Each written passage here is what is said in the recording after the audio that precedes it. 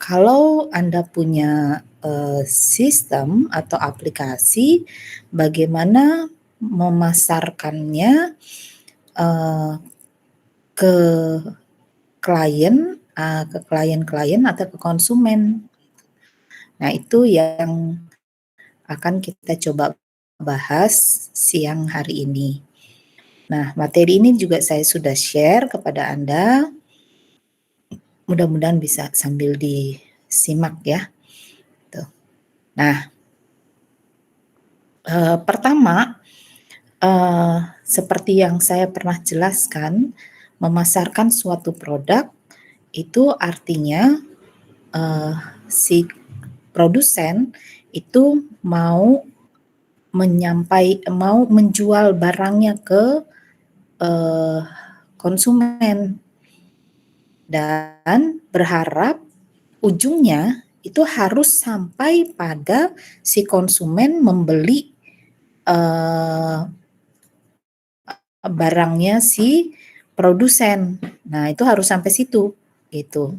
Karena ada 2 kemungkinan, si si konsumen itu tidak, membeli, barang yang ditawarkan produsen atau konsumen akan membelinya, gitu ya. Dia tidak membeli karena apa, banyak hal, gitu ya. Tetapi, eee, konsumen kemudian memutuskan membeli, barang dari produsen, itu satu hal yang lain lagi, gitu. Nah, sebenarnya ketika kita melakukan pemasaran, itu apa sih yang kita lakukan, gitu ya. Yang kita lakukan adalah kita menyampaikan pesan kepada, eee, konsumen, eee, mengenai barang yang kita jual, baik, barang atau jasa yang kita jual kepada konsumen, gitu. Itu, eee, yang kita sampaikan pesannya kepada si, eee, konsumen, kepada klien, gitu ya, kepada pelanggan, gitu. Jadi kita menyampaikan pesan bahwa kita punya barang A atau jasa A, kemudian, eee, barang atau jasa A ini, eee, adalah barang atau jasa, eee, apa, berupa apa, gitu. Kemudian barang atau jasa A ini, memiliki manfaat apa bagi si konsumen, gitu. Eee, kemudian kualitasnya seperti apa, gitu. Nah, eee, setelah itu, eee, berharga tidak kalau dibeli, gitu.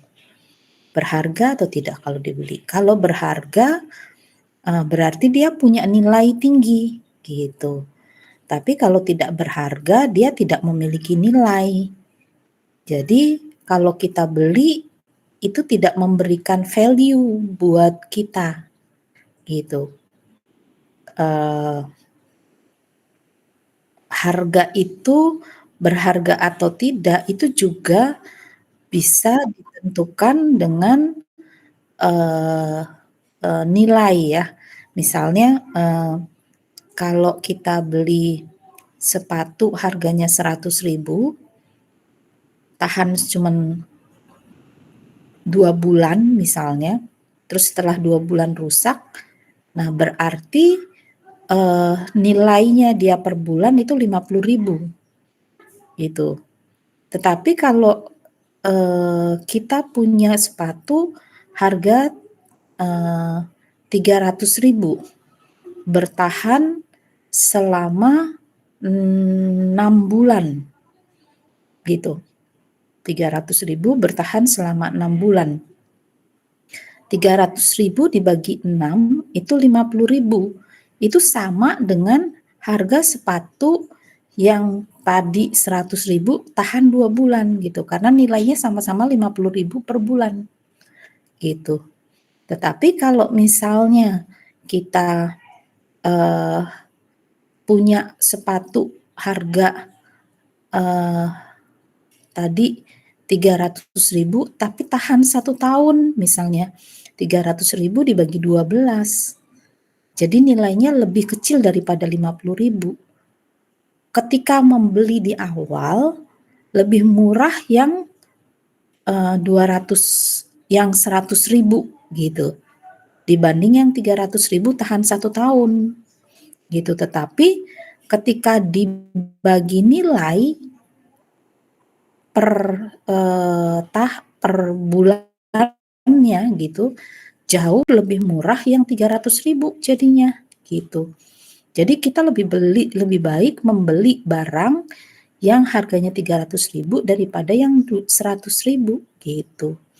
Lebih murah jadinya, tapi memiliki nilai yang sama bahkan lebih daripada value-nya itu lebih tinggi daripada yang 100.000 gitu. Jadi pesan itu berusaha kita sampaikan kepada konsumen gitu. Kenapa? Supaya konsumen tertarik untuk membeli barang kita. Nah, ketika Anda jualan sistem, jualan aplikasi, itu juga sama seperti itu. Jadi Anda menyampaikan pesan kepada si konsumen bahwa Anda punya aplikasi ini yang manfaatnya itu buat ini, kemudian nilainya sebesar berapa rupiah, kemudian dia akan memberikan value sampai seberapa gitu. Menjual aplikasi atau sistem itu tantangannya adalah orang menganggap itu buang-buang uang. Ada yang seperti itu gitu ya. Jadi saya ingat waktu tahun 99 beralih ke tahun 2000, saya waktu itu di-hire oleh BI untuk melakukan audit lembaga keuangan perbankan di Indonesia. Jadi saya ke bagian berapa bank gitu ya, melakukan audit. Itu saat itu direksi itu masih banyak yang menganggap investasi di IT itu adalah investasi yang value-nya itu rendah, value added-nya itu rendah, sehingga dianggap buang-buang uang gitu. Gitu. Nah, itu yang berusaha kami sampaikan bahwa investasi di IT itu bukan buang-buang uang gitu. Nah, itu. Jadi ketika kita melakukan komunikasi untuk memasarkan sesuatu, itu kita menyampaikan pesan kepada si konsumen kita. Apa sih yang kita jual gitu.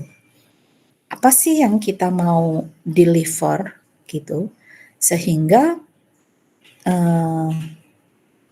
si konsumen itu akan memberikan respon yang baik gitu.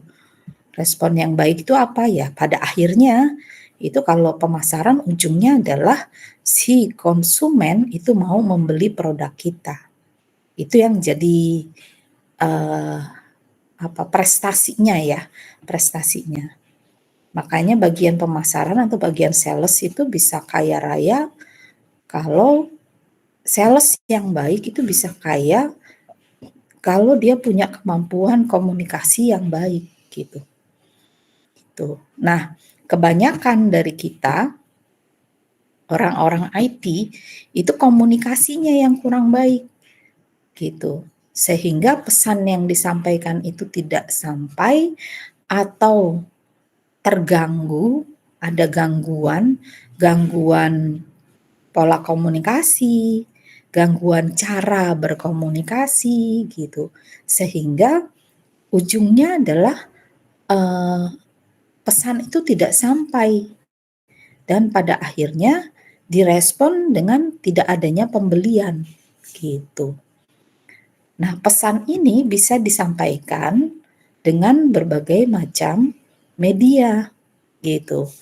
Nah, kalau yang sekarang yang populer adalah dengan media sosial, gitu. Nah, itu, yang dikatakan sebagai model universal komunikasi, gitu. Nah, kemudian, ini lingkungan komunikasi nanti bisa Anda, baca ya, gangguan komunikasi, model komunikasi, kunci komunikasi, gitu ya. Jadi kunci komunikasi, itu sebenarnya bahasa yang digunakan, selevel. Jadi dengan siapa kita bicara itu level komunikasinya sama, gitu. Kemudian arah pembicaraan, jadi tidak satu arah tapi dua arah.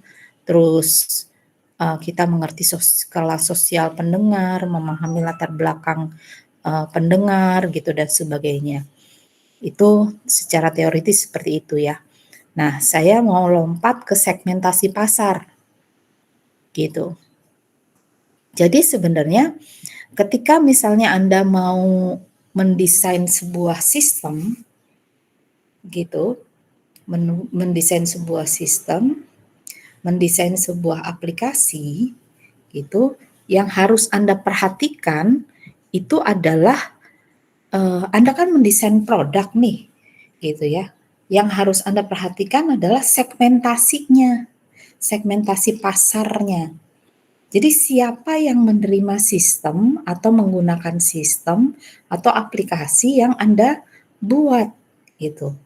Nah, itu yang Anda segmentasi dulu gitu. Ini buat siapa? Makanya seringkali sidang PI itu mahasiswa itu ditanya, ini sistem buat siapa? Ini aplikasi buat siapa? Ini game buat siapa? Gitu. Oh, buat anak-anak, Bu. Nah, anak-anak banyak tuh kelompok umurnya. Jadi, kelompok umur berapa gitu. Jadi, misalnya, oh saya bikin Tetris, Bu. Oke, bikin Tetris. Tetris ada kelompok umurnya? Ada.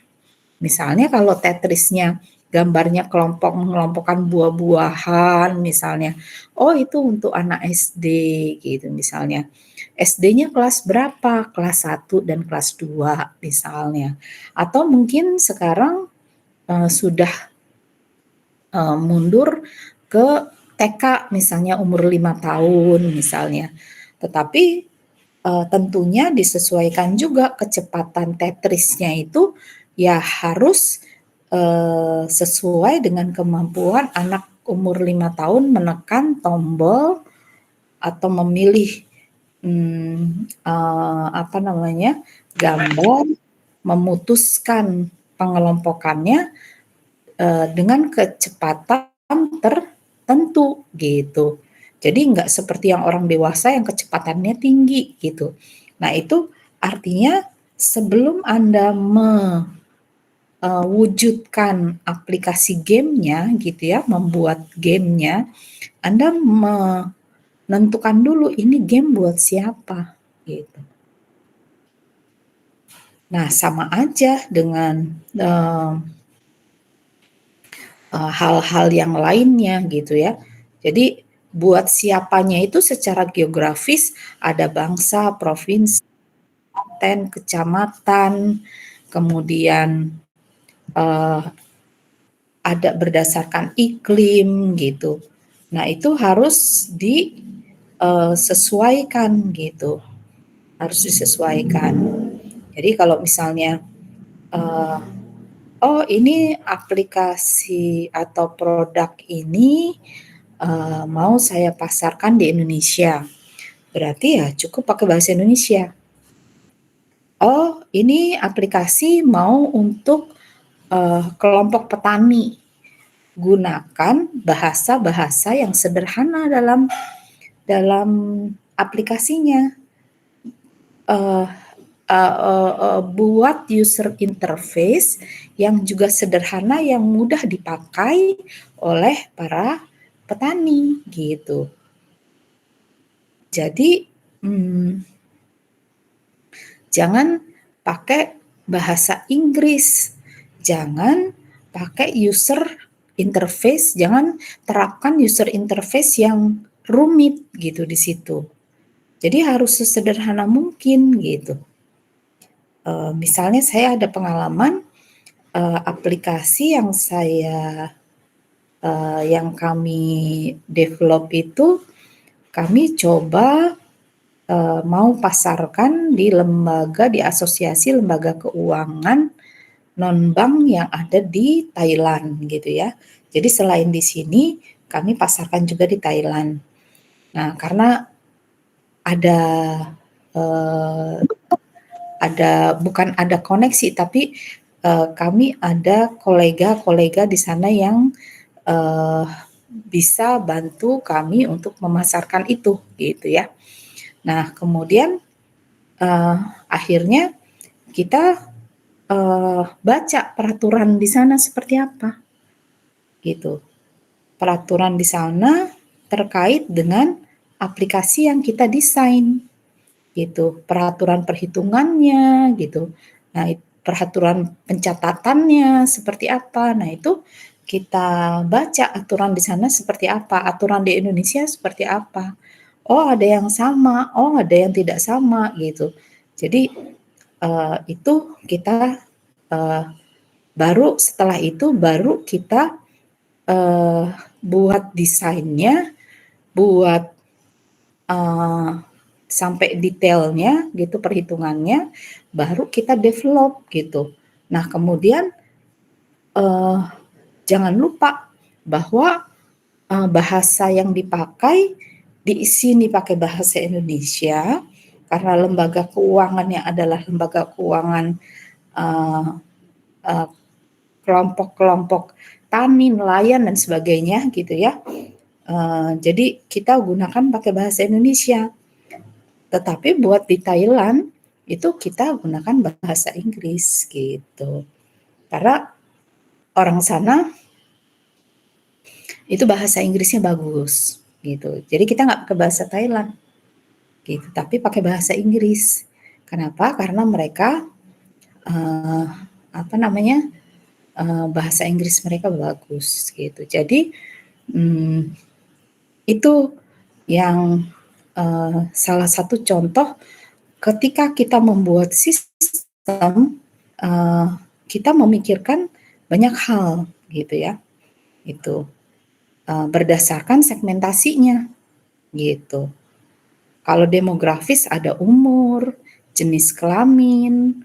Jadi bisa jadi Anda pernah nggak kepikiran bikin Tetris yang yang ditujukan untuk anak-anak umur 16 sampai 20 tahun misalnya, dengan gambar-gambar semuanya tuh peralatan make up gitu.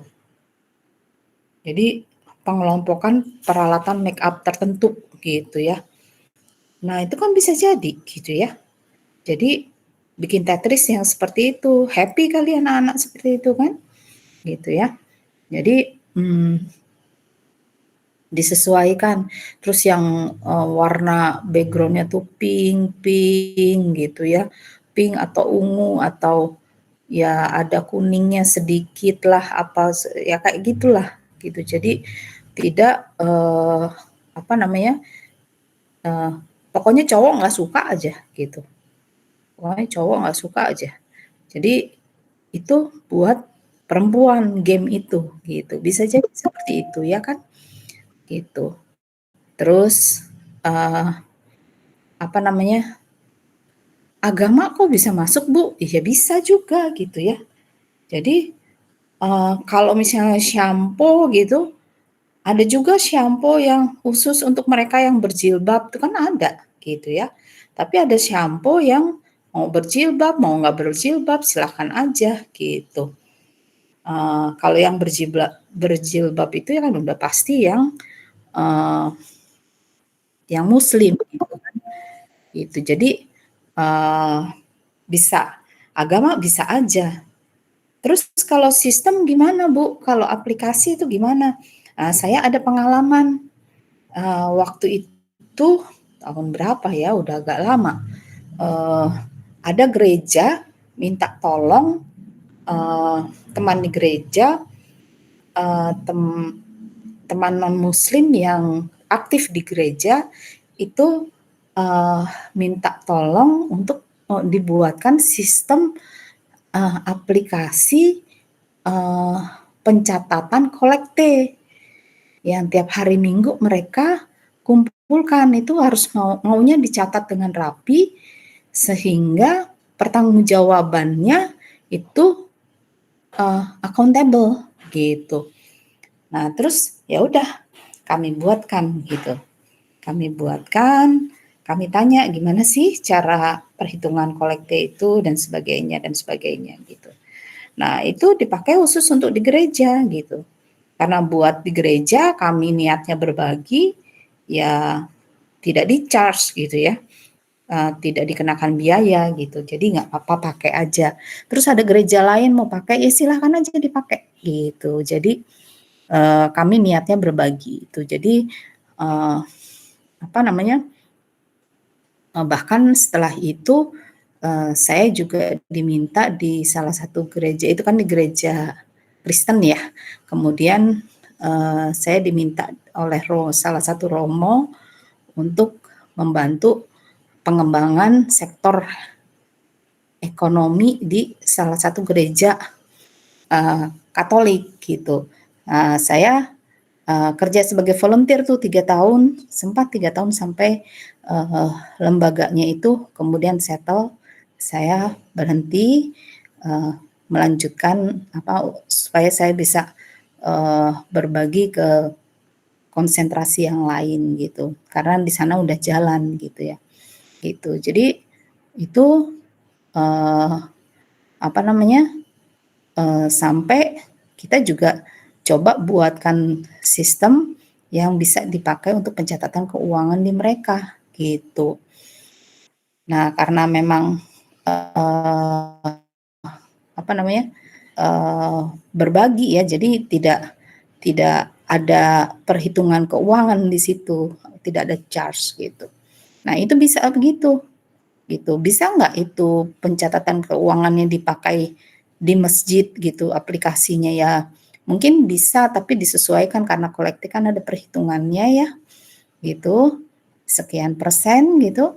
Nah, mungkin kalau di kita kan zakat juga ada perhitungannya gitu ya, eee, jadi, di muslim gitu juga ada zakat itu ada perhitungannya ya. Mungkin harus sesuaikan gitu. Jadi, bisa saja, eee, segmentasi agama itu menjadi dasar mendesain sebuah sistem tertentu gitu atau aplikasi tertentu gitu. Karena ya harus sesuaikan dengan aturan yang ada di agama tersebut gitu. Nah, kemudian kelas sosial, pendapatan, pekerjaan, pendidikan, itu juga mempengaruhi sistem atau aplikasi yang mau kita, buat gitu ya. Jadi itu menentukan nanti level penyerapan, eee, pengetahuan mengenai teknologinya itu sendiri gitu. Karena, pendapatan, pekerjaan, dan pendidikan itu menentukan nanti orangnya ada di level mana sih dalam dalam upaya dia memahami, sistem atau aplikasi yang ada, gitu. Terus, psikografis, kelas sosial, gaya hidup, karakter atau kepribadian gitu ya. Eee, jadi, eee, kelas sosial misalnya gaya hidup gitu ya, Kalau di kita mungkin ya sekarang sudah biasa aja tuh, dikirimin, undangan pernikahan dalam bentuk aplikasi gitu ya, gitu. Tapi undangan nikahan beneran ya, bukan aplikasi yang berusaha menyerap, eee, apa namanya, menghack handphone kita gitu ya, gitu. Eee, tapi kalau mungkin kalau, eee, nenek saya almarhum masih hidup gitu ya, dia dikasih undangan aplikasi gitu, melalui aplikasi seperti itu mungkin dia tersinggung gitu loh, gitu. Eee, apa namanya, ningrat seperti itu, ibu-ibu ningrat seperti itu ya maunya didatangi, diserahkan undangannya, dijelaskan dan sebagainya gitu ya, seperti itu gitu. Itu merasa terhormat gitu. Tetapi kalau kita mah udah biasa gitu. Tapi kalau kita geser ke daerah gitu ya, mungkin di daerah masih belum terbiasa dengan aplikasi seperti itu. Tersinggung kalau dikasih undangan dalam bentuk aplikasi. Apalagi di situ ditanya mau bener mau datang atau enggak. Terus, eee, yang datang berapa orang gitu. Itu mungkin ya lebih tersinggung lagi gitu ya. Itu sosial, kelas sosial tuh seperti itu, gitu. Gaya hidup seperti itu. Karakter atau kepribadian seperti itu. Jadi psikografis gitu. Jadi ada aplikasi atau sistem yang memang sudah bisa diterapkan di satu kelompok tertentu, ada yang tidak bisa gitu.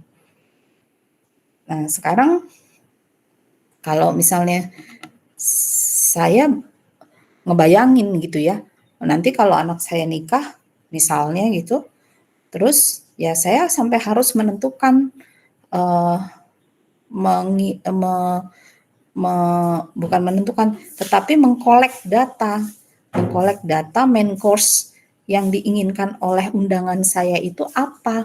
Apakah dia prefer, eee, daging, sapi gitu ya, atau ikan gitu.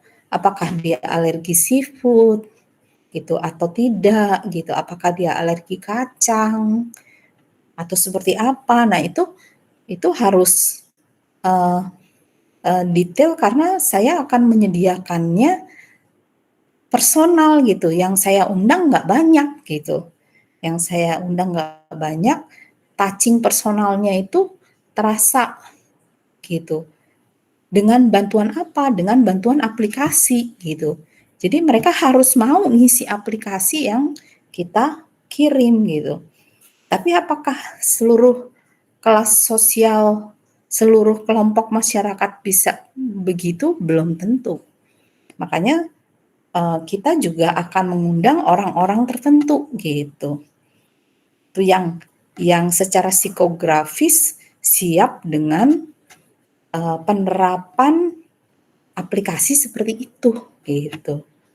Nah nah itu mungkin bisa jadi, ide Anda untuk membuat aplikasi atau sistem yang, eee eee, apa namanya, undangan pernikahan gitu, yang sampai detail. Kalau sekarang kan undangan nikahan juga sampai kalau nggak salah ya, saya lihat itu sampai kalau misalnya mau, eee, memberikan hadiah berupa uang, di situ, bisa langsung transfer ke rekeningnya si mempelai wanita, mempelai pria, atau orang tua gitu kan. Nah itu kan orang tua wanita atau orang tua pria gitu. Jadi itu sampai seperti itu gitu.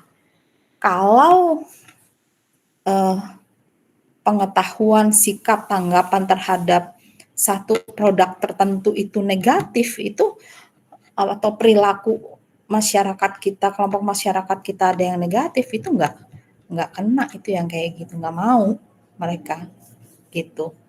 Jadi ya sampai seperti itu. Jadi ini untuk siapa sistem ini? Aplikasi ini untuk siapa? Gitu. Nah, itu harus kita tentukan dalam satu kelompok segmentasi tertentu, gitu. Jadi kalau saya pernah ceritakan kalau misalnya untuk lembaga keuangan bank, kita harus comply dengan aturan yang ditetapkan oleh OJK gitu. Beda dengan kalau private company gitu ya.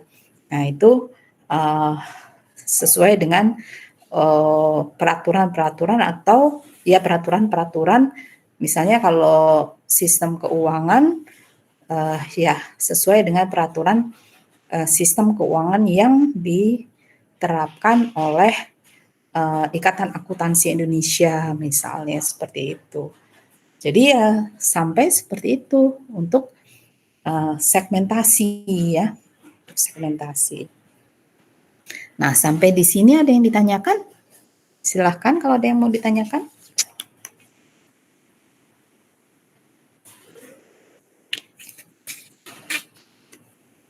Tidak ada. Tidak ada, Bu. Tidak ada. Kalau tidak ada, saya lanjutkan. Terus ketika Anda mendesain sebuah produk gitu ya, apa yang harus Anda perhatikan lagi gitu sampai bisa menjualnya gitu. Itu ada yang disebut dengan bauran pemasaran, sejumlah alat pemasaran yang digunakan perusahaan untuk meyakinkan objek pemasaran dalam target pasar yang dituju gitu. Jadi kita berusaha meyakinkan si konsumen untuk mau membeli produk kita, untuk mau membeli barang yang kita punya gitu, untuk mau membeli sistem informasi yang kita tawarkan, untuk mau membeli aplikasi mobile apps yang kita kasih, yang sudah jadi produk kita gitu. Itu satu tantangan tersendiri gitu. Ya sekarang kalau di saya, di handphone saya, di medsos saya itu saya kan pelajari intermittent fasting. Saya suka yoga. Kemudian dua itu tuh aplikasi dua itu mobile apps dua itu tentang intermittent fasting dan yoga itu seliweran itu di mobile apps di media sosial saya gitu. Itu salah satu cara memasarkan mereka. Tapi apakah saya mau beli atau tidak, itu hal yang lain lagi gitu. Kenapa? Kalau saya tidak kenal developernya, gitu, saya tidak mengetahui dengan jelas apa manfaat aplikasi itu, gitu ya, saya tidak akan mau beli, gitu. Even harganya cuman misalnya sebulan 10.000 gitu ya, nggak mau saya terikat dengan 10.000 itu gitu karena saya nggak tahu apakah itu akan bermanfaat atau tidak buat saya. Jadi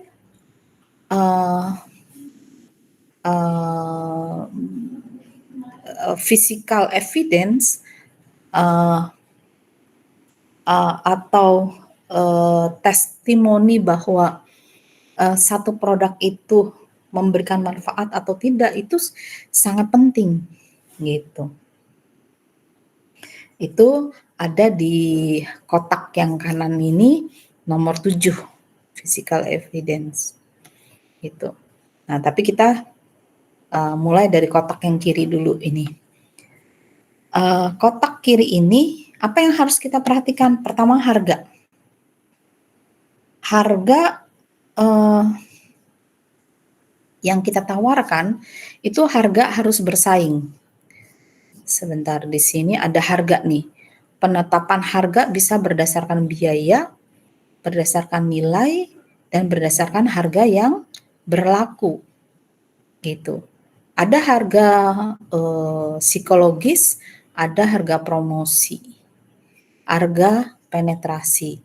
Jadi ketika baru masuk ke pasar, itu kita pakai harga penetrasi.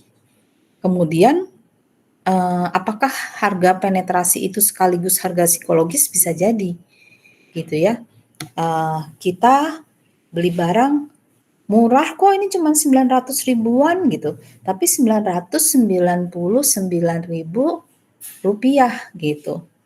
Jadi sebenarnya 1 juta tuh harganya, karena kembaliannya cuma 1.000 rupiah gitu. Jadi sebenarnya itu harga psikologis ya. Secara psikologis harganya kerasa 900.000 padahal nggak 900.000 gitu. Bisa juga harga promosi gitu ya. Jadi kalau di sini promosi ada satu poin tersendiri gitu ya. Jadi kalau sistem gimana Bu untuk promosi gitu. Jadi ada kalanya misalnya saya memberikan promosi itu sampai dia boleh pakai sistem saya nggak bayar gitu. 1 tahun pertama gitu misalnya. Nanti tahun kedua baru mulai bayar gitu ya. Jadi server gitu ya, support itu saya sediakan, tapi mereka nggak bayar 1 tahun pertama gitu. Itu harga promosi tuh gitu. Ada kalanya dia apa namanya, saya kenakan biaya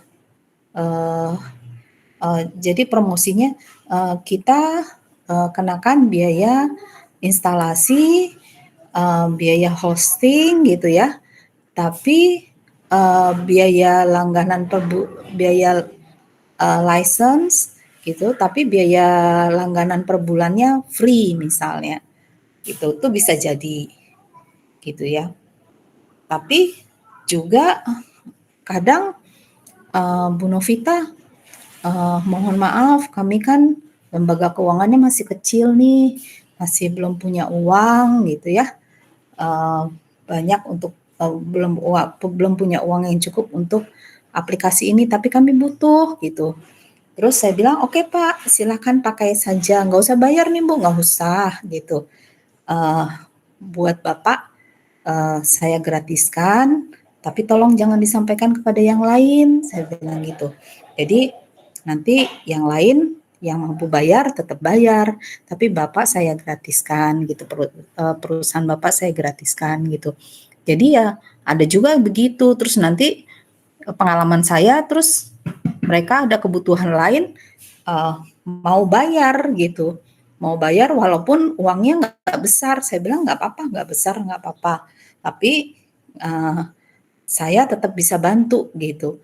Jadi kita satu sisi ya, kalau secara hitungan proyeknya bisa subsidi silang gitu, yang tidak bisa bayar oke lah nggak apa-apa gitu ya. Itu. Tapi itu kan namanya kita berbagi, membantu ya gitu. Tapi saya tetap perhitungkan secara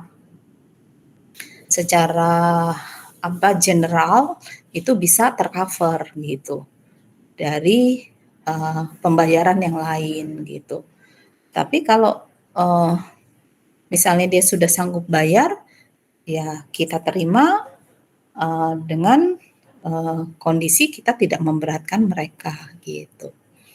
Gitu. Terus ada juga misalnya, oke, Bu, kita ada uangnya sekian gitu, tapi kita perlu sistemnya Ibu gitu. Oke, saya bilang kita upayakan setup yang fungsi-fungsi tertentu. Ada juga misalnya kita mensyaratkan misalnya data yang Bapak hosting di kita maksimal sekian gitu ya. Terus oke, uang license-nya bayar, uang setup-nya bayar gitu, tapi uang bulanan ini nggak bayar misalnya gitu. Jadi bisa macam-macam promotion itu gitu ya. Bisa macam-macam, yang penting apa namanya, secara keseluruhan perusahaan tetap bisa jalan. Satu sisi kita bisa berbagi, satu sisi kita make profit gitu ya. Produk kita bisa dipakai orang, dan itu tidak produk itu tidak dikurangi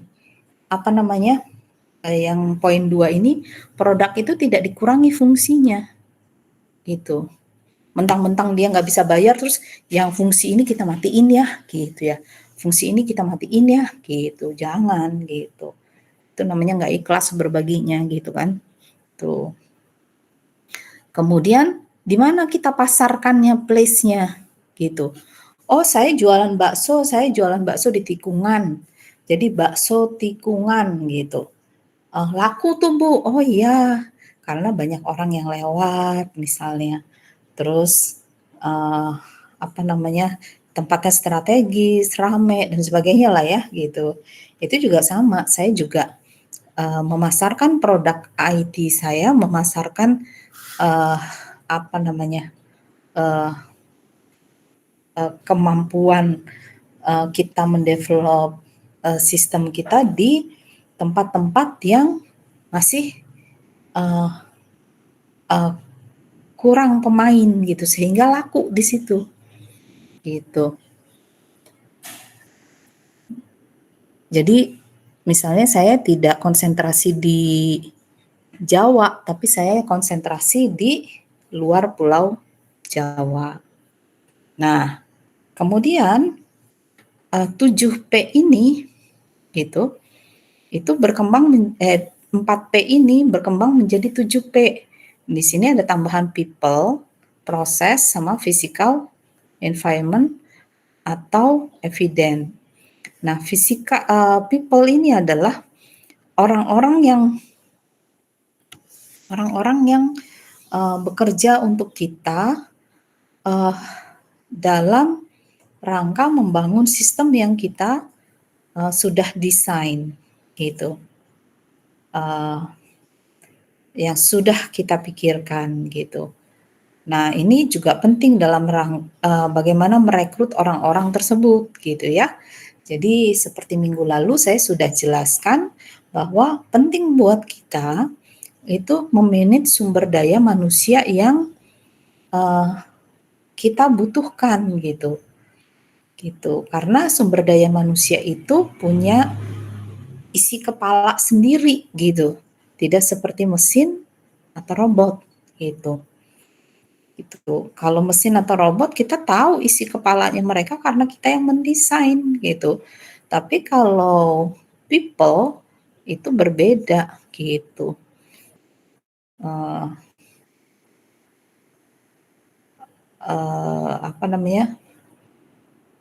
Ada juga misalnya ada programmer yang kerjanya pagi sampai sore gitu ya.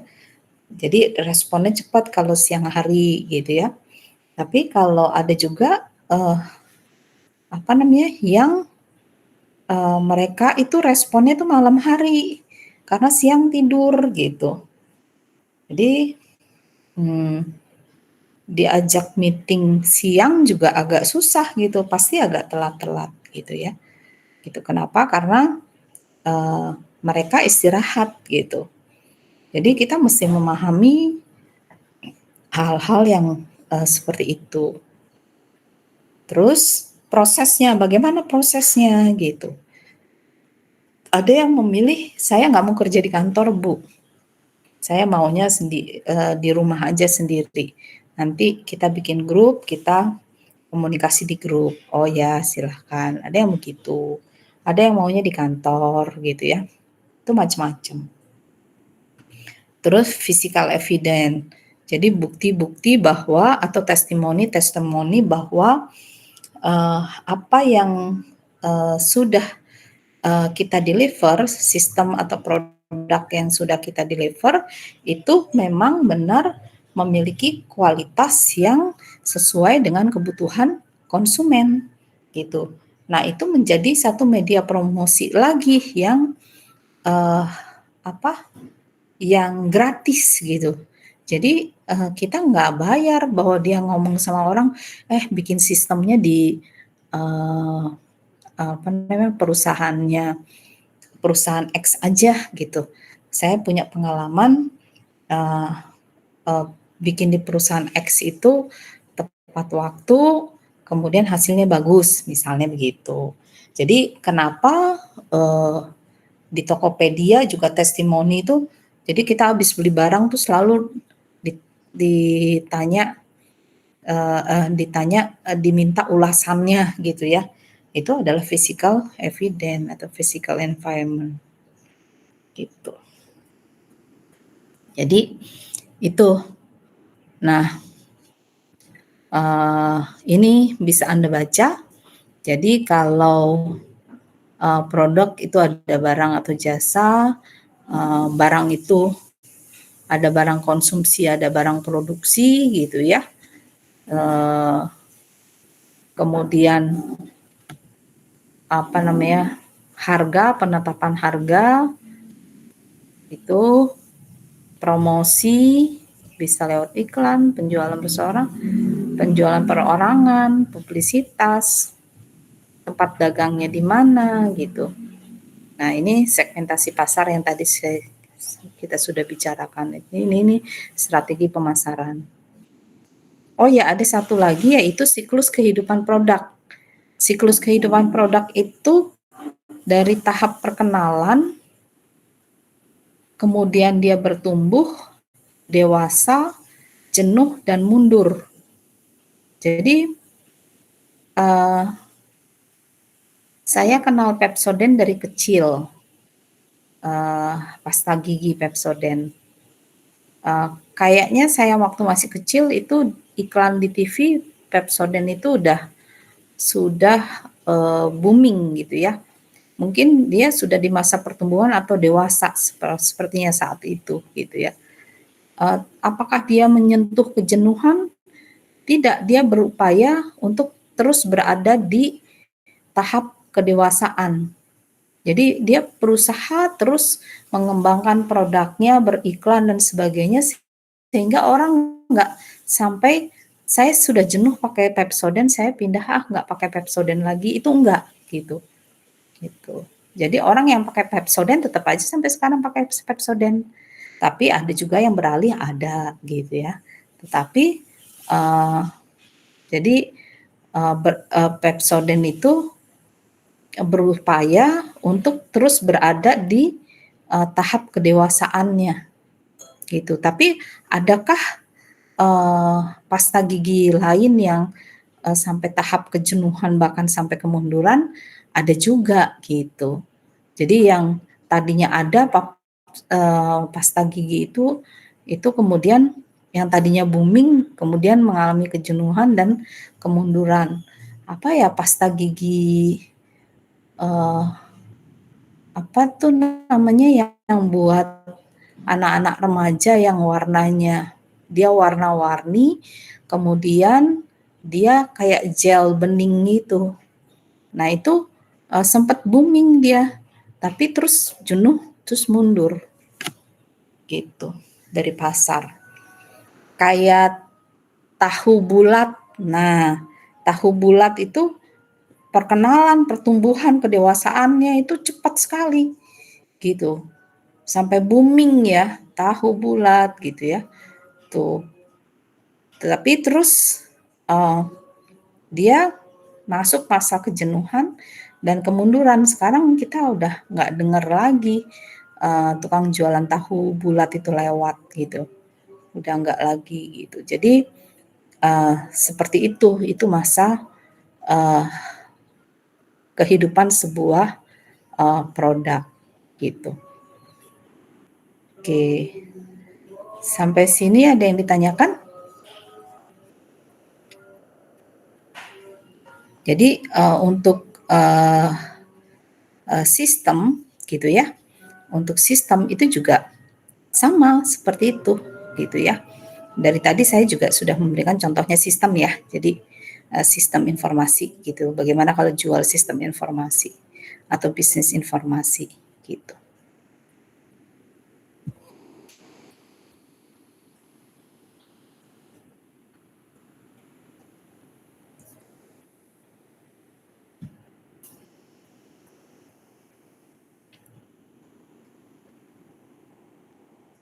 Dua IA 14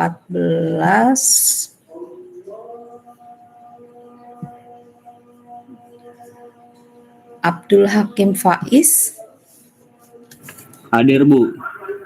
Abian, Hadir Bu. Adin, Agung, Ananda, Hadir Ibu. Angelina, Arif, Hadir Bu.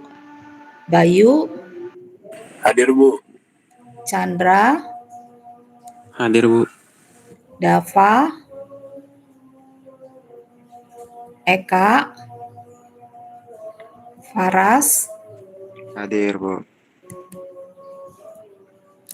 Farel, Hadir Bu. Friska, Friska hadir Bu. Ibra. Ibu maaf Ibu, Adin hadir Ibu Adin. Tadi laptopnya nggak bisa dipencet Ibu. Oke, sebentar. Saya balik ke atas dulu. Adin, Bu, maaf ya. Bu. Eka Satrio juga hadir Bu. Eka Satrio, oke. Iya Bu. Sama Adin Bu Adin. Terima kasih Bu. Oke, ada lagi? Adin absen 3. Udah, Terima kasih Ibu. ya.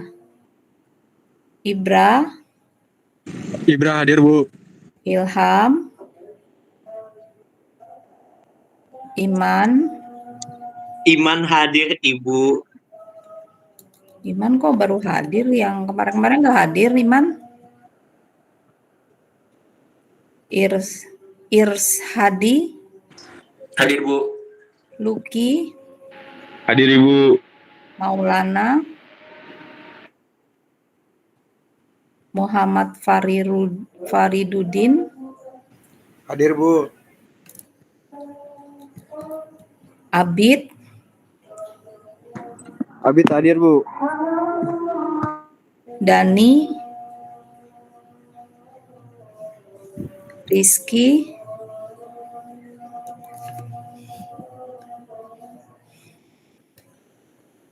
Zain, Zain hadir Bu. Zehan, Hadir Bu. apa?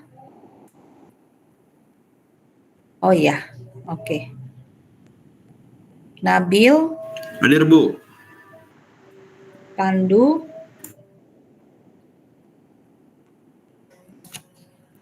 Hadir Bu, Raffi Ibnu Bu. siapa? Raffi Ibnu hadir. Belum saya panggil. Saya panggil Pandu. Oh Pandu, astagfirullah maaf Bu. Raffi Ibnu ya kamu ya? Iya Bu. Oke. Rafli, Raya, Hadir Bu. Raya hadir, Razan, Hadir Bu Razan. Setagali, Hadir Bu. Sony, Hadir Bu. Syamsi, Sasmi hadir Ibu. ya, Tangguh, Hadir Bu. Widiana, Yosepus, Hadir Ibu hadir. oke. Bu, tadi Rafli Akbar Maulana sudah belum? Sebentar ya. Rafli Akbar Maulana belum? Oh iya, saya hadir Bu. Oke. Ada lagi? Bu, Akhtar Raffi Bu. Iya 03 Bu. Iya, sebentar ya. Iya, 03 belum, sebentar ya. Oh iya. Ada lagi? Yang IA 14. Kalau tidak ada, berarti saya simpan. IA 03 ya.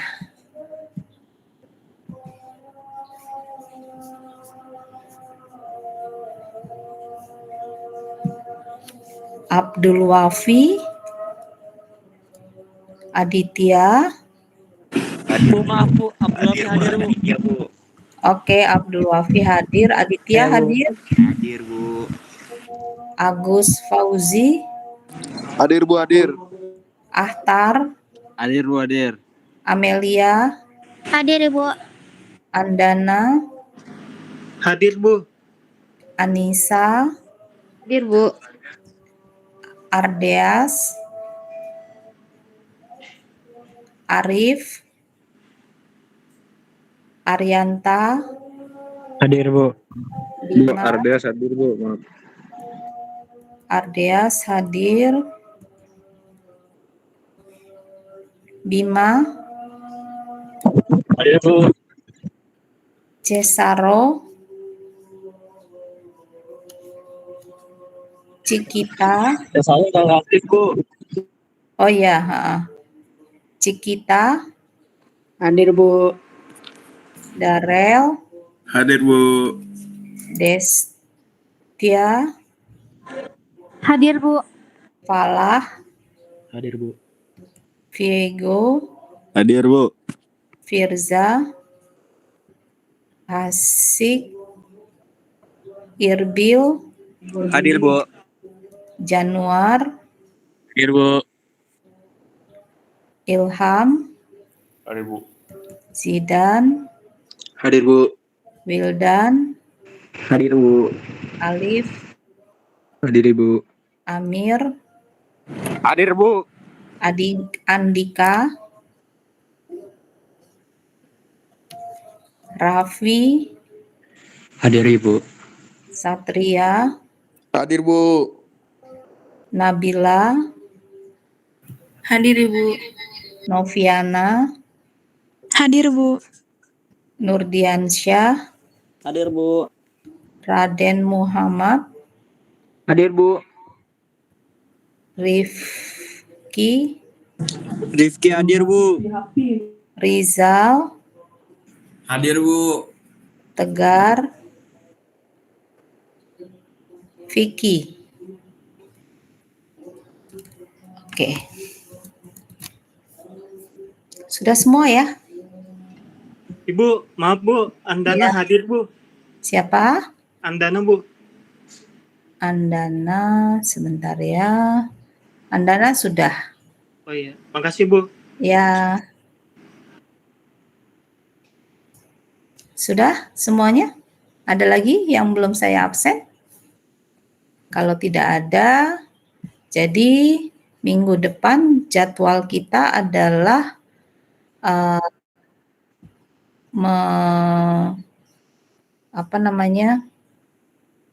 membicarakan soal kisi-kisi ujian, kemudian setelah itu udah, karena materi sudah semua ya,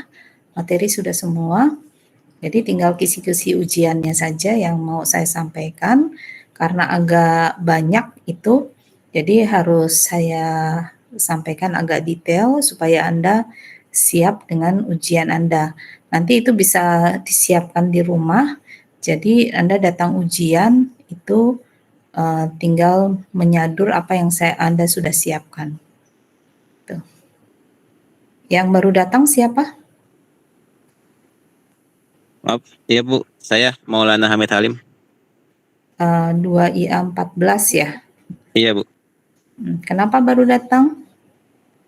Tadi ada ini, Bu, dari luar, Bu.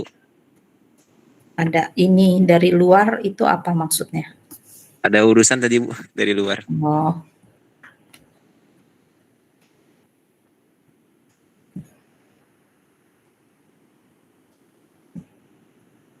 Oke. Jadi itu yang bisa saya sampaikan untuk hari ini. Kalau sudah tidak ada yang ditanyakan, saya sudahi dulu pertemuan kita sore hari ini. Mudah-mudahan ada manfaatnya buat Anda. Mudah-mudahan jelas apa yang saya sampaikan. Kemudian kita ketemu insya Allah minggu depan untuk membicarakan kisi-kisi ujiannya ya. Gitu. Jangan sampai nggak datang ya. Gitu ya. Supaya nanti bisa